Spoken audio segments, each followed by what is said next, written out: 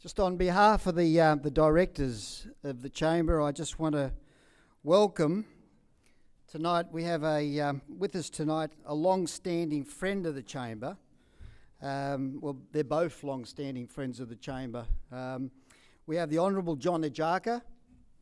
Welcome, John. Good to see you with us. And we have a long-standing friend of the Chamber also in the Honourable Philip Ruddock. Welcome, Philip. Good to see you with us.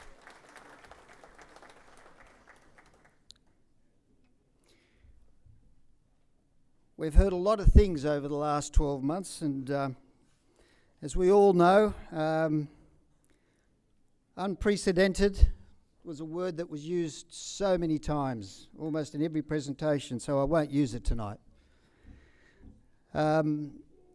Job keeper, job seeker, and now it's all about jabs. Look, I think, we've gone through a very, very difficult 12 months in trying to understand how we cope with COVID. So tonight it is critical for us to follow, what should be done. Okay, so we've restricted the dancing to only 30 people tonight. And on the other side, we've got a lot of people who are quite vocal and want to sing a little bit. So please, there's only 5 people that can sing.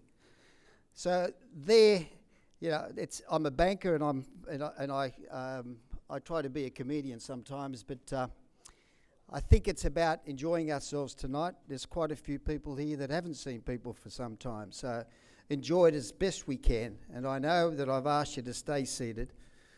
We have a very supportive family that's looked after us with these venues for so many years. Paul Signorelli and his family have been extremely supportive, so we don't want to let them down today, and not respect the COVID restrictions. So we'll keep our distance. We'll be safe, but please don't move around the tables, right? I know it's difficult, but we just need you to respect that, right? So and it's fantastic. So far, it's been great to see that you're doing the right thing. I think the reality of the times we're in, right, has put a lot of pressure on certain segments in the industry out there. Not just the industries that you're involved in. There's a whole spectrum of people here, from banking, from construction, from the professional, the services area, and so forth. And there's people here that do a fair bit of trading, and we've been affected by the COVID. But there's one thing that we've got to really be mindful of. Over the last 12 months, for me, driving into the city in the early hours of the morning, when the city was in lockdown, very little movement was going on, but there was one industry that kept ploughing ahead, and that was the construction industry. And it was great to see the helmeted people in Pitt Street working down towards the quay every morning, early hours of the morning. But think about what the construction industry has done to New South Wales and the positiveness that it's driven. So I congratulate you all for being so positive, even when things were really, really in dire straits and that, but we kept focused in terms of doing things, right? So I think that's a great outcome, and you should be all congratulated for just keeping New South Wales going in that sector. And there's a lot to be done. So let's applaud each other for what we've done in that regard.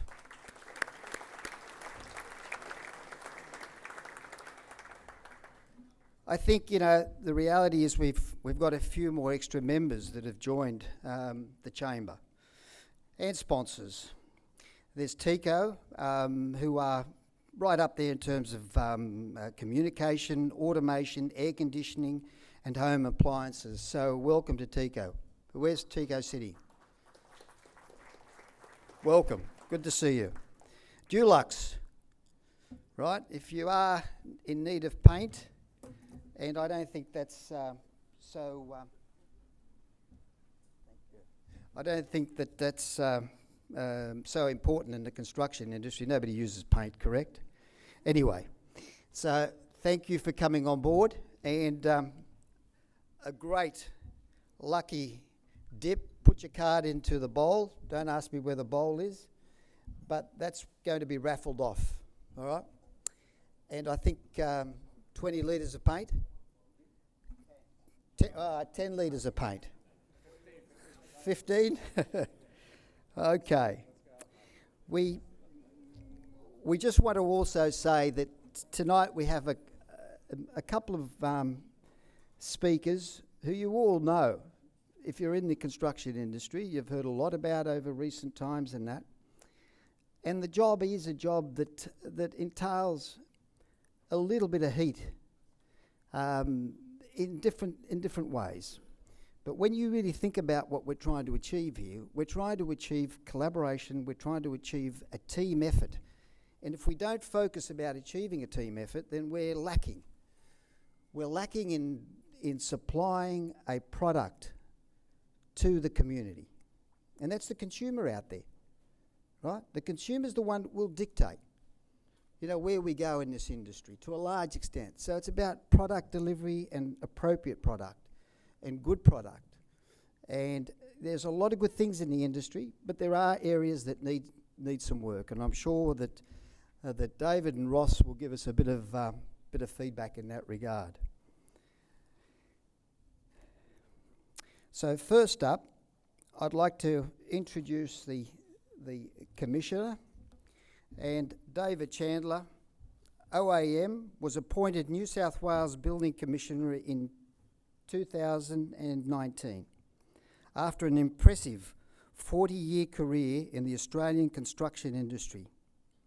In his capacity as New South Wales Building Commissioner, David is improving the quality of construction and restoring trust in the industry through leading the delivery of Construct New South Wales in collaboration with the sector. Collaboration.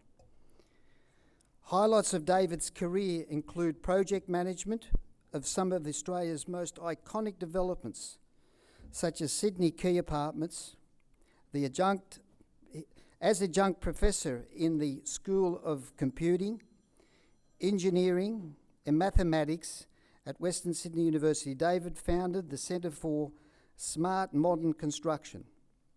He was the Deputy Chair of the BER Implementation Review, which is a regular industry commentator and presenter.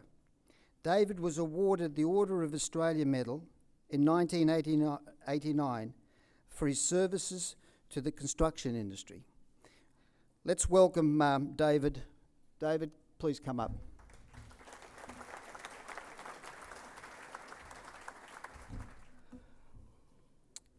Well, thank you very much for that introduction. I hadn't realised Philip was in the audience tonight.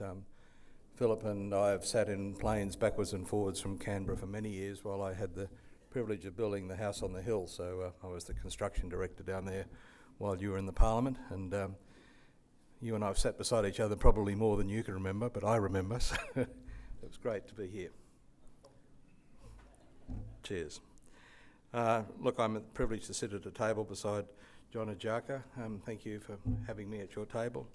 Joseph, it's been good chatting with you, and I want to acknowledge then that Anthony Hassam has been very much a mover and shaker of setting up this event tonight, and we had a conversation about how do we reach out to the people that perhaps haven't been hearing what we're talking about in terms of lifting the game in New South Wales. I'd like to really describe that game as being restoring pride in our industry, as opposed to, how are you doing there? Is to try to drive it by fear. I had an interview this afternoon on ABC, and one of the ringers who called in said, "You've got everybody on the run, they're all scared of you." I mean, if that's all we leave behind us at the end of this is that people made a minor change in their compass because they were scared of an event, that would be a very poor outcome. What I'm hoping to do is that I can take the privilege of being your building commissioner and leave behind an industry that's now proud of itself and becoming prouder, and that we don't stop the momentum moving forward. I thought 15 litres of paint was probably pretty ordinary in terms of a door prize. I just want to let you know that Bunnings are certainly shortly going to run an event, and they're actually going to have a kit of what's inside an OC auditor's audit kit. That's about $375 worth of kit, and I think that's much more than 15 litres of paint. Anyway, that's benchmarking. So tonight, look, what I want to do is just to quickly walk you through a journey. I've been Building Commissioner now for just on 18 months, maybe a little more. Potentially another 18 months to go. And I want to talk to you about where I'd like to see us end up, but I also want to be very frank with you about where I think we are right now. I have personally climbed through over 65 projects since I've been Building Commissioner.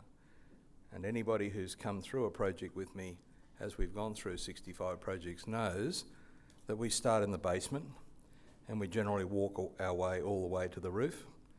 And we go to the roof and then we start to walk back down the building and start to have a look inside some of the apartments that are there. So it's physically a challenge to climb up that many buildings in that much time, but 65 I have. And the main reason for that is both I wanted to see firsthand what was there, but more importantly I want people to realise that you haven't got a bureaucrat running this change, you haven't got a carpet hugger running this change, you've actually got a practitioner like all of you, and I wholeheartedly enjoy the contact that we have. I mean, I just grew up with construction people and I love being with construction people, and I just want us all to be able to return to a position where we're proud of what we're doing. So look, I'm just going to run through this agenda this evening with you. You'll see from this slide that 2020 we spent the year trying to educate and reform. We did an absolutely lousy job because we surveyed the industry at the end of last year to say who knew about what we were doing. And we found that only 34% of all of the people that are designing and making buildings in New South Wales, Class 2 buildings in New South Wales, actually knew about what we were doing. So we've got a big job to actually get to all of the people that seem to have missed this, because I don't know how many more hours we could have spent talking to media, communicating, touching bases with associations. I was devastated to find that only 34% of the industry knew that was happening. So this year is going to be a little bit more colour and movement. This year is going to be accountability, consequences, and starting to point the ship towards an industry that's got more trustworthiness. And I think that that's something that we've all got to take, and I'm going to be asking all of you to start doing the heavy lifting with me, because there is a huge amount of heavy lifting to do. Now next year, what I want to spend the year doing, so that you know where we're going, is I want to make sure that we embed the momentum. That, you know, this is not just a 3-year flash in the pan. This is actually the foundation stone of actually the momentum that's going to now sustain this industry going forward. Because the unscripted mandate that I've got from the Premier and Minister is that New South Wales is open for business. We need investment. We need our customers back. And while we've got to do a better job for customers, we've actually got to start to build and restore this economy. So we've got to build momentum next year that stays in place forever. This is a one-time reset. We're 20 years into this century, and we really do need to take this opportunity for this one-time reset. And the other reason we've got to do this is simply because by 2030, there are 370,000 people who work in this industry. So while we kept the industry alive during this recent downturn with the COVID, is that my estimate is that about 100,000 people will retire from this industry or move on between now and 2030. So we need to get 100,000 people back into this industry. And the other important fact that we need to know is that every one of those people who will enter this industry by 2030 is already 10 years old. So we know how many we've got to attract, and we know how many there are that we need to attract, But what we've got to turn it around is that we've replaced the banks as a barbecue stopper. So if one of those kids at 12 or 13 said, I want to be in the construction industry, it's highly likely their parents would say, nah, you don't want to do that. You want to do something else.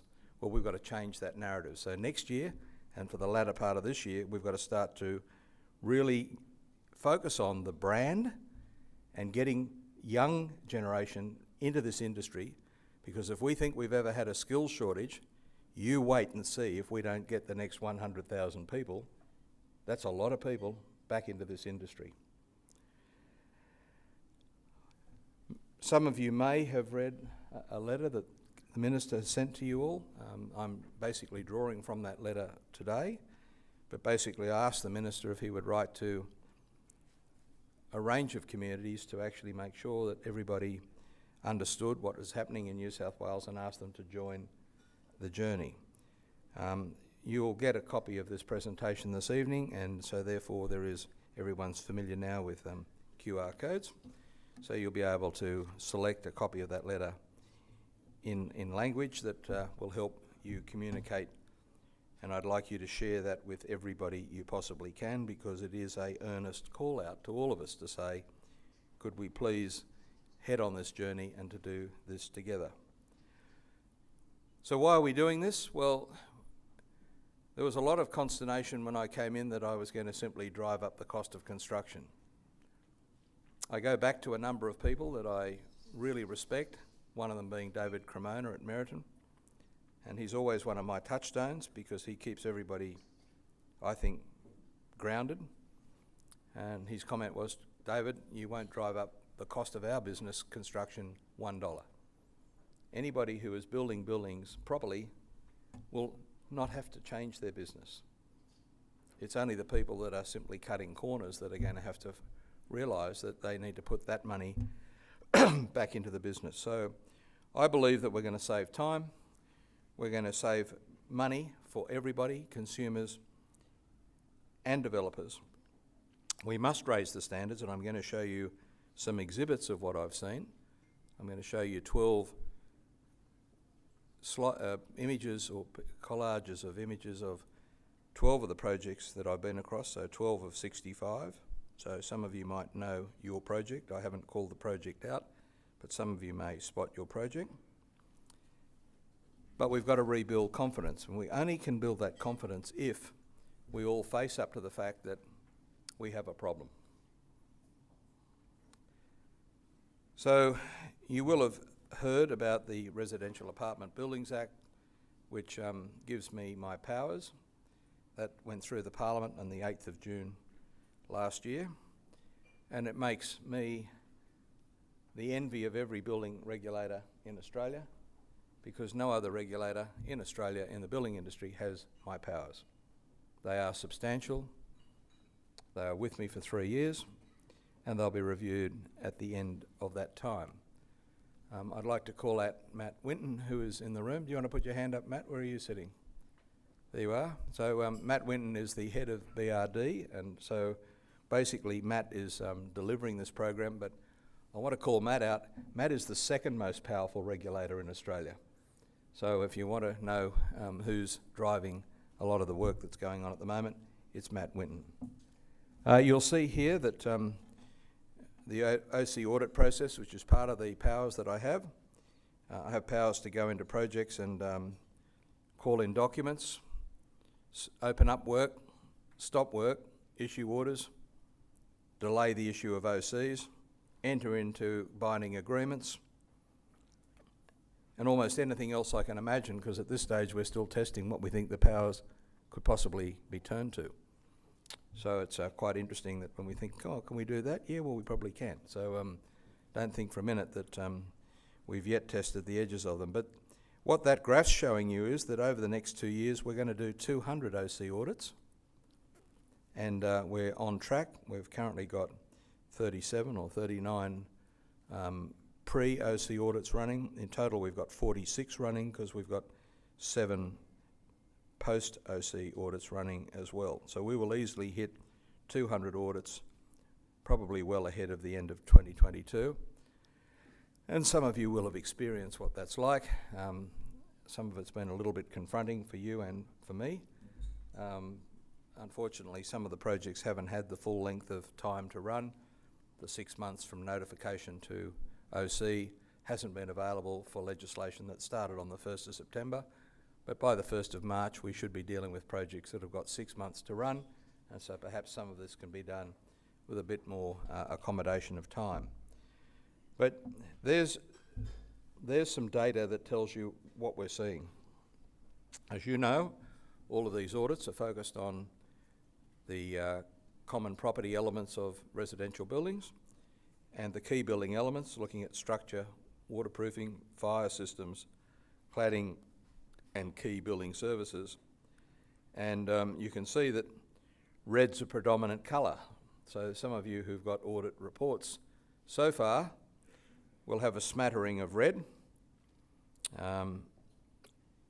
I think only 6 so far haven't had red on them, so that gives you a bit of an indication. And of course, those of you who've experienced the odd tile coming off the wall will have noticed that we're finding far too many poorly fixed and assembled bathrooms, and so that's causing a bit of grief now, but I suspect that the grief that's currently on the table will subside, because I now hear that people are using gauges to measure moisture and paying far more attention to how wet elements are being assembled. Ross will talk more about that in a second. So look, the evidence from the OC audits to date, and we're now able to produce evidence. So this is not media headlines, this is not some academic dreaming up what they think the problem lines are, but we can now tell you that we have genuine evidence that's pointing to the fact that there's poor attention to products and material authenticity. Almost on every project, most people are unable to tell me as I walk in, is this product compliant with Australian standards? And the answer is, I don't know, Commissioner. And then they go through a period of a couple of hours while I'm there worrying the hell out of themselves, as by the time we get back to the office, whether someone in the office may have found that, oh my God, yes, it is conforming. But it's a scary question to ask somebody who didn't know the answer. So I do appeal to all of you to pay some attention. There's a bit of a joke around the industry that I'm a habitual bin diver, and I am. So I actually dive into all the bins and I look for the cartridges and empty packaging, light fittings, taps, tiles, caulking, because I actually photograph those things and I send those photographs back to the regulator's office to check whether they in fact are compliant materials. And we've run very close to having to pull out some significant components of buildings because they're not compliant. I urge you, because we are going to get more serious about this going forward. I had a data sheet handed to me last week for a product where they handed it up and said, it's got a CSIRO report, Commissioner. I said, that's fascinating. I said, what date was it? And they said it was 1980. I'm afraid that's not a useful piece of information. So, lack of responsibility for the whole of structure. So Anthony asked me to really thrash this out to all of you. You know, the old D&C construction method, D&C is a very legitimate means of building a building. I don't have a problem with that at all, but in the wrong hands, D&C is a dangerous thing. So when you start to find that a D&C contractor awards a D&C contract for membrane and a D&C tile for the contract for the wallboard and a D&C contract for tiling, you realise that we've lost the plot. So with structure, I'm going on to some projects now where I can't find a structural engineer who can say, I'm responsible for the entire engineering design of this project. And I say, well, who is? And they say, oh, well, he did the foundations, he did the PTC, he did a structural steel frame, and I did the rest. And I say, oh, right. So then I see a whole bunch of other materials popping up, plastic formwork, those sorts of things, and they're offered up then as, oh, but I'm not taking responsibility for that because the manufacturer has given us an undertaking that's compliant. Now, I don't know, but what I am looking for going forward is I'm looking for a single engineer per project to put their hand up and take responsibility for every piece of the engineering. So if you want to break down the engineering, break it down, but make sure that the people who put those component parts in have to feed it back up through the engineer, make sure the engineer is available to do the right level of checking, because I'm getting also a bit tired of getting to the end of jobs and the engineer looking at me and saying, Commissioner, I haven't even seen one single concrete test sample for this project, and it's 4 weeks away from OC. Now, how can that possibly be? I mean, I can remember not being able to strip formwork or preload floors until I could demonstrate to the engineer that the levels of achievement of the structural strength had occurred so that the building wouldn't be damaged by unreasonable loading. There's also disregard for design shortcuts. I was in 3 buildings in the last 10 days where we purposely went in knowing that there were supposed to be construction joints across the basement slab, and on all 3 buildings, these are buildings before completion, there were visible significant structural cracking in the slabs. Matt, you've been there with the 3 of them, so you can attest to that. And immediately we run into, oh, but Commissioner, I didn't build it that way. I poured the whole basement slab in one go, and I didn't have any construction joints, but I did put some saw cuts in. Well, unfortunately, that was the wrong answer. So look, I do need you to start to realise that the engagement of the key designers, the Designer Building Practitioners Act makes that important. So are the requirement for you to declare that you built buildings in accordance with those designs important. That comes into effect from the 1st of July. Don't misunderstand what that means, but on those 3 projects we saw in the last week, we've decided that the best way to pivot there is to withdraw from the OC audit, to issue prohibition orders to those projects straight away, and tell the developer that when you can get your engineer to produce a set of drawings that reflect what's built, including missing out the construction joints, and to testify that they're happy with that set of designs, then call us back and we'll have another look at your building. Because I'm over becoming your QA process. Get it right, or there'll be consequences. Can't be plainer than that. Now, I'm really pleased that there is now a movement, there is a movement on, of developers who are saying, okay, I need to become trustworthy. There is a movement on, let me tell you. It started in December with 4, it's up to 25, and by the end of this year I'll have 100 developers who want to put their hand up and say, whatever you work out, whatever we work out as a group of developers as the criteria for trustworthy, we're going to support those criteria so that in fact we can make a statement to consumers that here is the benchmark that we are all adopting to become trustworthy. Because it's now recognised that while I may have been hired to simply beat up the bad guys, if that's all that happens over the next 18 months and all we've got is a corner full of crumpled up bad guys, that's a really bad outcome. What we need is a room that's growing and full of people that are calling themselves out to be trusted and that it's against a benchmark that everybody accepts as trusted. I've taken 12 slides only and put the dates on them when I went into these sites just to show you what I've seen. I haven't named the sites, I've only just simply put dates. That's one of the first sites I went into. That's one of the second sites I went into. That building has been uninhabited for over 2 years. That was 1-bedroom apartments that retirees and many older people purchased. Sorry? And basically the timber structure on the top, the roof failed, the timber has rotted, and the building is uninhabited. And to go into that building I had to actually put masks on because of the potential risk of bacteria going into my lungs. Very hard for me to sort out that situation. Fortunately, I think it may get sorted out by the parties themselves. Yeah, that'd be great. Thank you very much. If I walk over here, is that better? Much better walking down here because some of you will also soon start to get scared because you can see the building commissioner's coming to your side. So here's an example of an early project that I saw out at Rouse Hill. I just want to point out the fact that we're seeing a lot of experimental materials. So this one here is CLT timber. And I'm afraid that if that's what CLT timber looks like, then don't bring it to New South Wales. Not interested, okay? If we had the full picture of that slide, in the bottom right-hand corner, you'll see that there's wire wrap around the gas pipe as the engineered solution for fireproofing. Absolute disaster. Here's another project that I'm not proud to call part of the stable of buildings.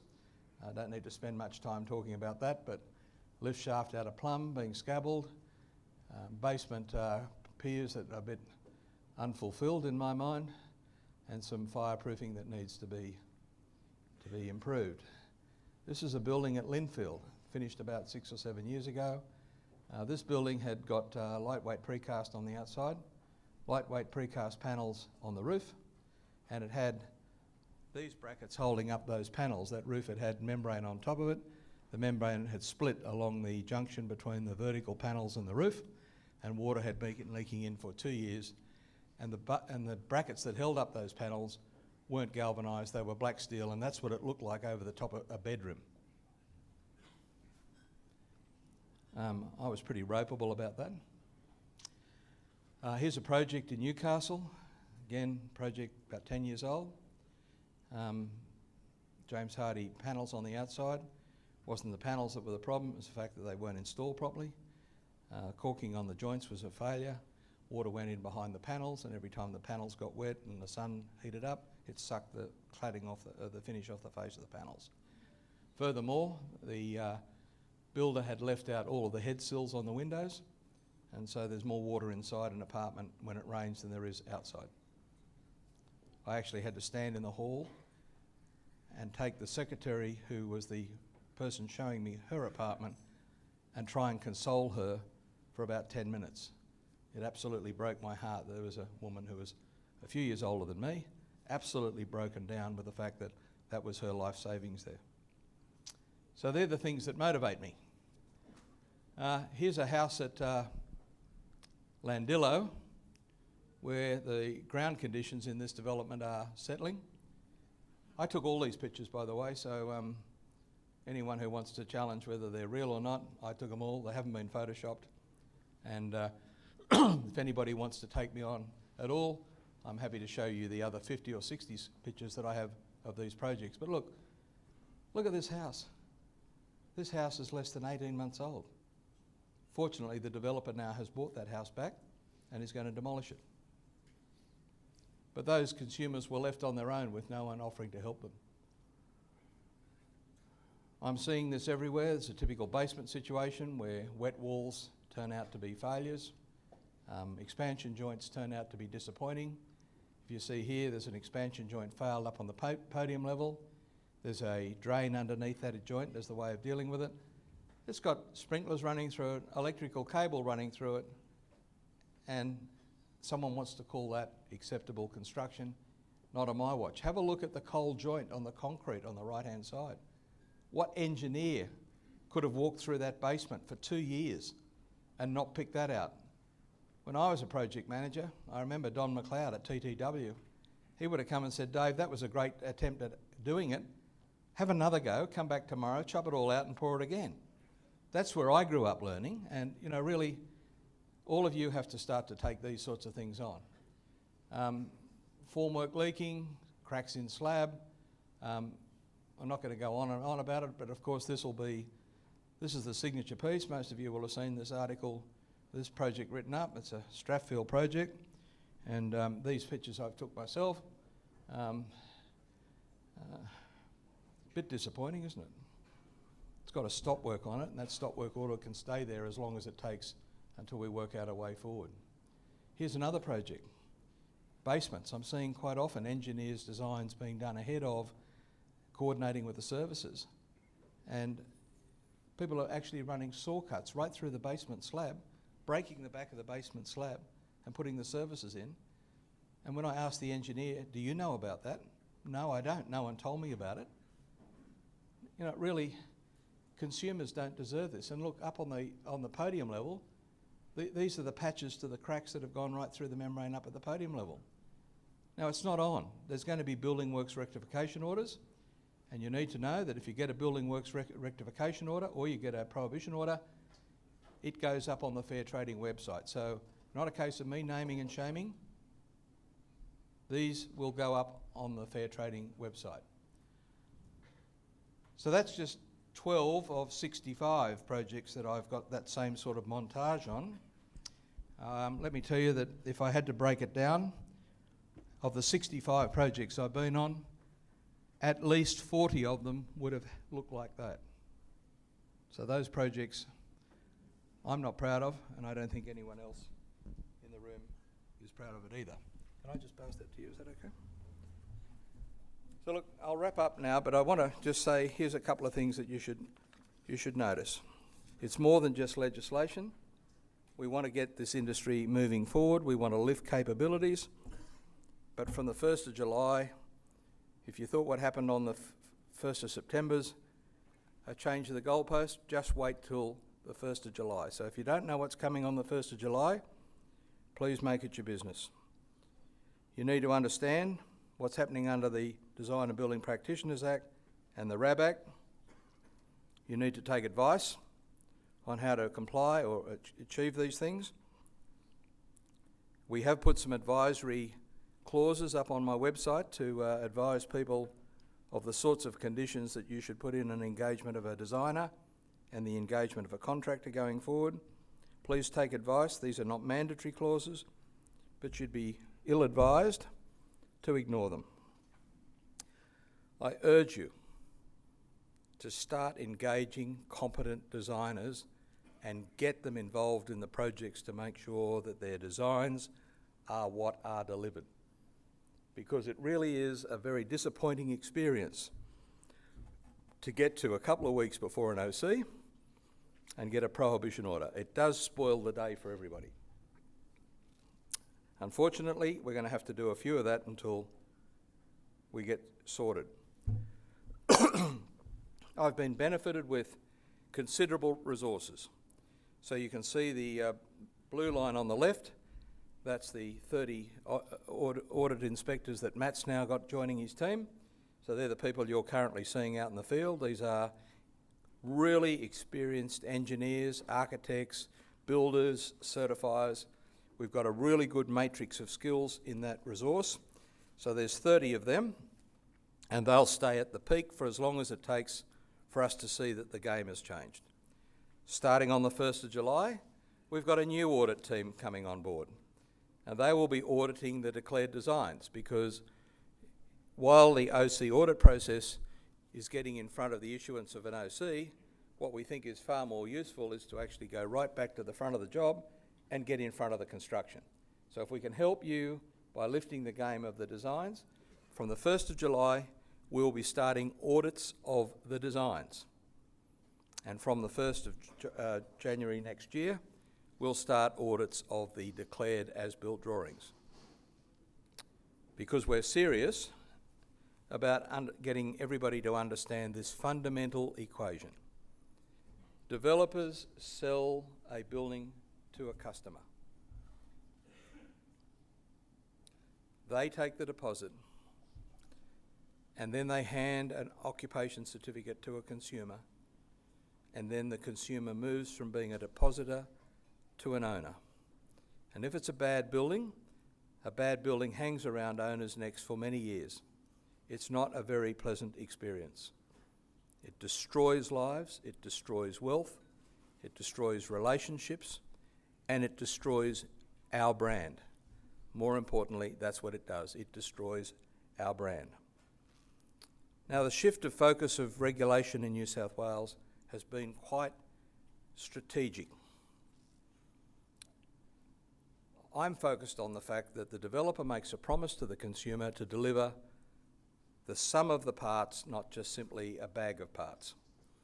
So the conversations that we've had up until now is engineer will blame the builder will blame the form worker will blame somebody else, but it's never anybody's fault. So I'm not even interested in that conversation. When the developer says to me, bloody builders, bloody designers, bloody block layers, I go, not my problem, your problem. You hired them. You hired the design, you hired the contractor, you hired the certifier, and more importantly, you've made all the progress payments for the work. So once you've paid for it, you own it. And if I'm not satisfied at the time that you are about to get an OC, then I intend to intervene until I am happy. Because with an OC, once you get an OC, you cannot unscramble the egg. You can't unscramble an OC. I can't go back and cut an OC apart because it then moves you towards the transactions that follow, which is settlement and titles changing. So all of you have the right to take me to the Land and Environment Court if I make a decision to issue orders of any form. The weight of my decision making is that I only have to have reasonable concerns. I don't have to have absolute concerns. I just have to have reasonable concerns, because the balance is tipped in favour of the consumer with my powers, and the balance goes back towards the developer in the event they want to take me to the Land and Environment Court. Now, I won't exercise my powers lightly or recklessly. I am looking forward to the first visit to the Land and Environment Court, because I'll have these picture packs to hand out to the media in all of the rows. I suspect that quite a lot probably will decide that let's just go back and fix the job, because my order stands until such time as the Land and Environment Court overturns my order. Now, we'll get a few bloody noses. I fully expect I will get the odd bloody nose, but I'm up for that because I'm there for consumers. So if I win 80% and lose 20%, I'm up for that. I'm not offended by getting it wrong a few times. The message is getting out. Unfortunately, my blog site seems to be the most attractive. That story that was out in the Sydney Morning Herald the week before last, that's been up for a week on my blog site, and it's had 33,000 views in the week. So I think we're starting to see some observations, and I think that project, I think that's had something like 556 comments. It's worthwhile just paging down and having a look at the 556 comments. It's pretty interesting. So here's the question I leave the room with, is simply, how do we make consumers more confident about the construction industry? Well, we all need to do that lifting together. You're going to see me walking onto your job site. It's funny, you know, when I walk on a job site, guess what the first thing I see is? All the tilers leave the site. I say, where you going, mate?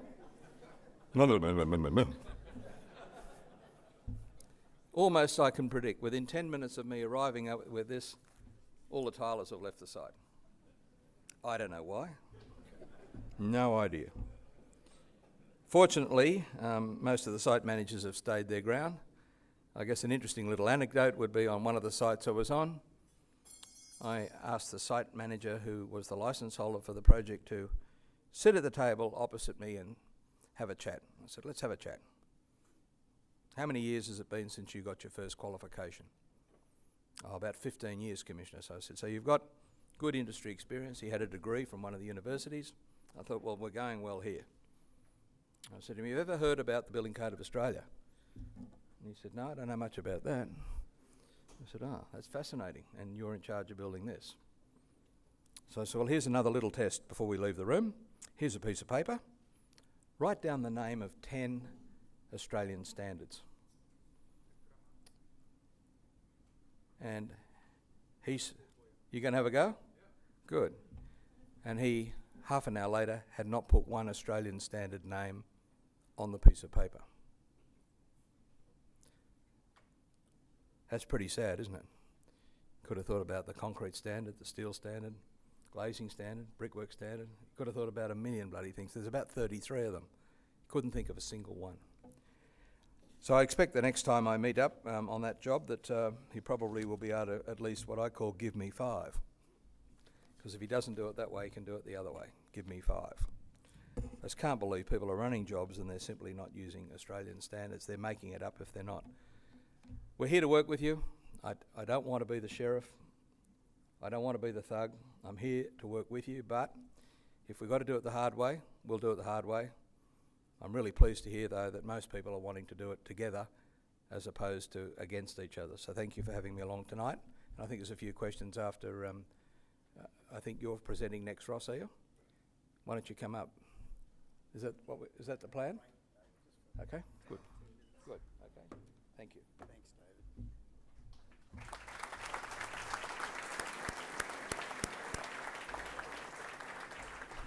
Thanks very much, David. Pretty straightforward, strong message. But you know, David emphasised we want to work together, right? It's for the benefit of the industry, it's for benefit of the consumer and so forth. But it is important that collaboration is maintained. We're going to have a break, but before we do that, I'll just let you know that Anthony, Dr. Hesham will be walking around asking if you've got any questions, and we'll put the questions through Anthony to David and to Ross. Pretty close to the end of Ross's, once Ross has finished his delivery. Also, please, if you haven't put your business card in here, right? I noticed that some of you put 6 or 7 in it in one go, but please put your cards in if you haven't done that as yet. It's right here. But I just want to also express a note of thanks. An event like this takes a fair bit of work, as you all know. But we've got Nadia and Tanya, who have been exceptional for the Chamber in putting these events together. And also Michael Murr and my brother Michael Risk, who take a very, very active role in putting these events together. So thank you very much for all your support. And of course all the other directors who really are extremely supportive, and we look forward to quite a number of events this year. Subject to COVID, but a great effort. I know last year we were limited, as a lot of organisations were. So hopefully we remain positive over the next year.